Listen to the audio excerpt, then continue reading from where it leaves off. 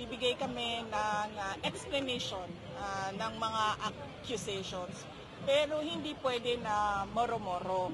Kung may kaso, sa tamang forum, mag-explain kami.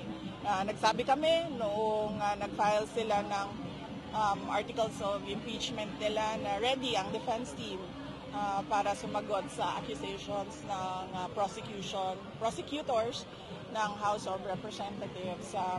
Noong umakyat sa Supreme Court, yung kaso, lahat ng hiningi ng Supreme Court ay ibinigay namin. Doon sa mga tamang forum at sa tamang venue, nagbibigay kami ng saktong sagot ng explanation ng mga accusations. Pero hindi pwede na moro-moro na kung saan lang nagbibigay ng akusasyon at kung saan o kung kailan lang nila gusto mag-akusa ng tao.